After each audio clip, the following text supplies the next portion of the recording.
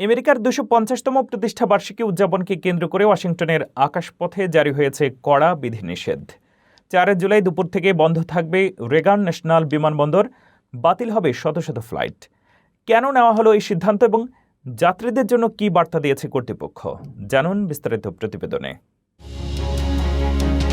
মার্কিন যুক্তরাষ্ট্রের ২৫০তম প্রতিষ্ঠা বার্ষিকী বা ২৫০ বছর পূর্তির ঐতিহাসিক উদযাপনকে কেন্দ্র করে রাজধানী ওয়াশিংটন ডিসি অঞ্চলের আকাশপথে বড় ধরনের বিধিনিষেধ জারি করা হয়েছে। আগামী ৪ জুলাই দুপুর ১২টা থেকে ভার্জিনিয়ায় অবস্থিত রোনাল্ড রেগান ওয়াশিংটন ন্যাশনাল বিমানবন্দর পুরোপুরি বন্ধ থাকবে বলে জানিয়েছে মেট্রোপলিটন ওয়াশিংটন এয়ারপোর্ট অথরিটি। রাজধানী অঞ্চলে বিশাল সামরিক ফ্লাইওভার ও আকাশপথের অন্যান্য প্রদর্শনীর নিরাপত্তার স্বার্থে এই নজিরবিহীন সিদ্ধান্ত নেওয়া হয়েছে।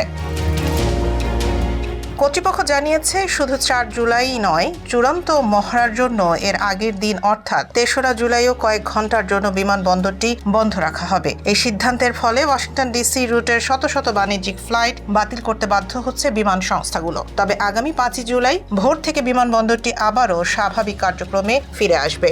ইউনাইটেড এয়ারলাইন্স জানিয়েছে তারা এই বিধিনিষেধের বিষয়টি মাথায় রেখে আগে ভাগেই ফ্লাইটের শিডিউল পরিবর্তন করেছে, যাতে সাধারণ যাত্রীদের ওপর কোনো প্রভাব না পড়ে।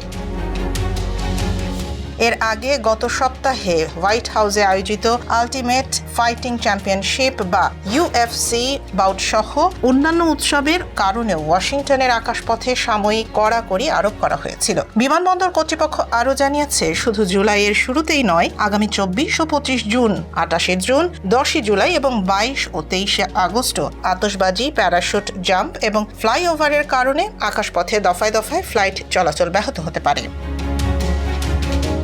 আমেরিকার ২৫০ বছরের ইতিহাসে এই জমকালো উদযাপনকে নির্বিঘ্ন করতেই ওয়াশিংটনের আকাশপথকে এভাবে ঢেলে সাজানো হচ্ছে বলে মনে করছেন এভিয়েশন বিশেষজ্ঞরা।